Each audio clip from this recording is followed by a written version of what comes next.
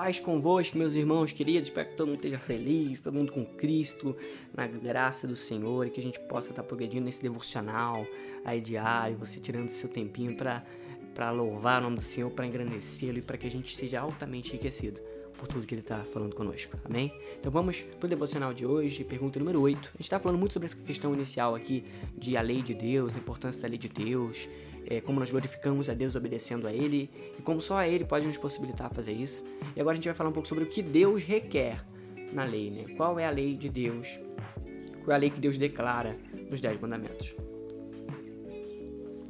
Não terás outros deuses diante de mim, não fazerás para ti.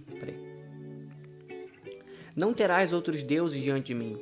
Não farás para ti imagens em forma de qualquer coisa acima no céu ou abaixo sobre a terra, ou nas águas abaixo. Não te curvarás a elas nem as adorarás.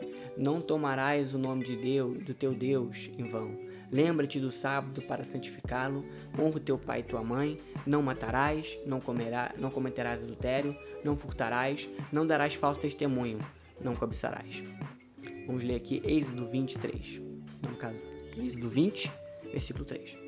Não terás outros deuses diante de mim. Vamos ouvir um comentário de John Bunyan, também importante teólogo e pastor na história da igreja. Tem um livro muito bacana dele, que tem até um filme, todo dia a gente tenta assistir, que legal. O perigo não está apenas na quebra de um ou dois desses mandamentos, mas na transgressão de qualquer um deles.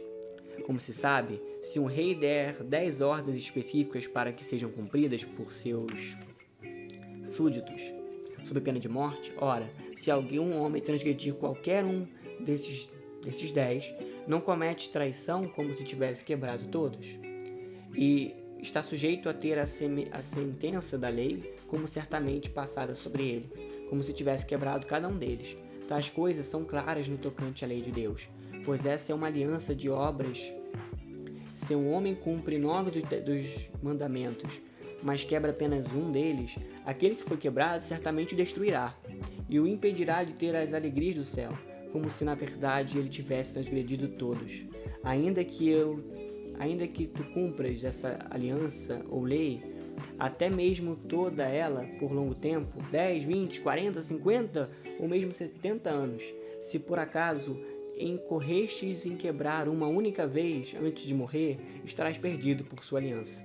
Como eles estão sob o pacto da graça, certamente serão salvos, porque ele, mas mesmo assim, os que estiverem sob o pacto das obras e da lei, certamente serão condenados por ele ao continuar nele.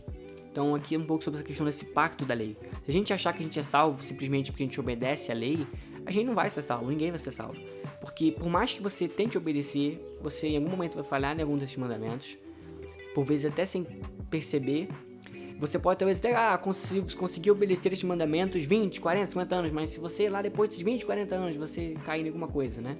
Então por isso que a gente precisa entender que a gente vive nessa aliança de graça, de misericórdia. A gente procura obedecer a lei, mas a gente crê que quando a gente falha em obedecer essa lei, nós temos o Senhor que é justo e misericordioso e que nos perdoa e que nos ajuda e nos capacita a viver essa aliança e a viver conforme a vontade dele. Que a nossa vida agora não se baseia e que a lei não é uma forma de nos salvar, é uma forma de um salvo viver. Entende? Então eu não sou salvo pela obediência à lei. Eu obedeço à lei porque eu fui salvo. Então a obediência à lei é uma consequência da salvação. Eu faço isso porque eu sou salvo. Nós não temos que obedecer nossos pais para ser filho deles. Eu já sou filho dele independente de qualquer coisa. Amém? Eu sou filho dele. Mas eu devo obedecê-lo exatamente porque eu sou filho dele. Então a gente precisa entender essa relação. Você não tem que obedecer a lei achando que você vai se salvar por essa lei. Mas você foi salvo pela graça de Deus. E agora você deve viver como alguém que obedece a Ele, que ama Ele e que segue os mandamentos desse Pai amoroso. Amém? Outro comentário aqui de John Earts. Acho que é assim que se fala o nome dele. Como Deus nos criou e nos ama e sabe o que é melhor para nós, dá-nos direção moral e espiritual sobre como viver de forma possível. Os 10 mandamentos são um presente de amor de Deus, tá vendo? Por nós. Claro que isso é verdadeiro quando há toda a escritura, mas o coração e a alma da direção de Deus se encontra nos 10 mandamentos. Deus disse as palavras a Moisés e elas foram ouvidas pelos filhos de Israel. Mais tarde, Moisés reafirmou os 10 mandamentos em Deuteronômio 5. Os 10 mandamentos devem ser memorizados, ponderados e assumidos por nós como um caminho de vida. Jesus ensinou e esclareceu o significado mais profundo dos 10 mandamentos por nós. Conforme explicou os 10 mandamentos nos evangelhos, ele ergueu a vara sobre um novo entendimento que Deus espera de nós. Por exemplo, em Mateus 5:21, Jesus explica o sentido do mandamento de não matar. Disse ele que, na verdade, qualquer que deseja irado contra seu irmão estará sujeito a juízo. Outros primeiros 4 mandamentos tratam de nosso relacionamento com Deus. E Jesus o reuniu como: amarás o teu Deus de todo o teu coração, de toda a tua alma, de todo o teu entendimento. Os últimos 6 mandamentos tratam de nosso relacionamento com o próximo. Jesus resumiu-os como: amarás o teu próximo como a ti mesmo. Os mandamentos são nosso tesouro, devemos guardá-los como carimbo. São um grande dom, um presente de Deus, do amor de Deus, e nos guiam, adverte-nos, protege-nos quando os guardarmos. Estamos mostrando às outras pessoas como Deus é. Quando falhamos em vivê-los, trazemos um grande mal sobre nós e desonramos nosso Criador. Temos problemas em guardar os 10 mandamentos porque o homem nasceu preso ao pecado e é egoísta. Afim, não conseguimos senão quebrar a santa lei de Deus. Quando nos tornamos novas criaturas pela fé em Cristo, recebemos a habilitação do Espírito Santo, somos libertos de pecar e recebemos a graça de guardar a lei de Deus, guardar os mandamentos de Deus. Não é onoroso, ao contrário, ajuda-nos a viver em paz com Deus, com nós mesmos e com o próximo. Aprendemos a viver os 10 mandamentos ao reconhecer que eles são presente de Deus a nós e como aprender a dizer a verdade. Quando somos jovens, às vezes sentimos que temos de nos proteger, enganando aos outros, não dizendo a verdade.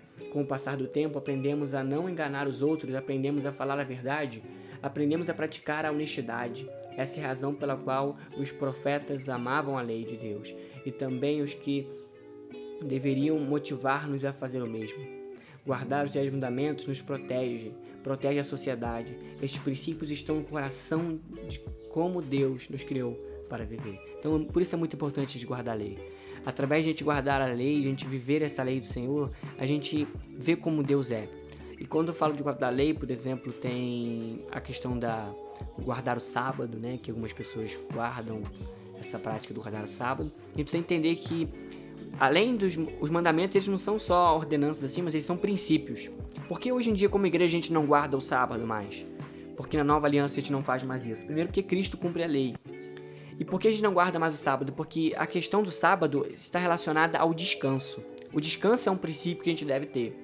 Independente se for um sábado, se for um domingo, mas é importante que a gente tire sim momentos para descansar.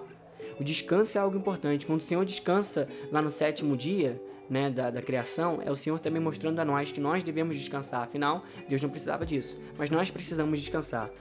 Esse descansar, esse momento que a gente precisa ter de descanso, também nos mostra como nós somos inferiores a Deus, como nós não somos de ferro, como nós não somos super-heróis, como nós somos miseráveis criaturas e como nós devemos nos humilhar, porque a gente não consegue fazer tudo, a gente precisa descansar. Então é interessante só essa reflexão acerca do 7º, desse mandamento sobre descansar, né? Então, o princípio do descanso, não necessariamente no sábado, mas que a gente sim deve descansar.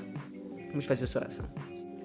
Santo Deus, mostraste teu amor por teu povo, dando-lhes mandamentos, que sempre sejamos gratos por tua lei, não deixastes ignorantes quanto à forma de andar no caminho da justiça, ajuda-nos a te glorificar, obedecer os teus 10 mandamentos. Amém. Então é muito importante a gente refletir sobre esses 10 mandamentos.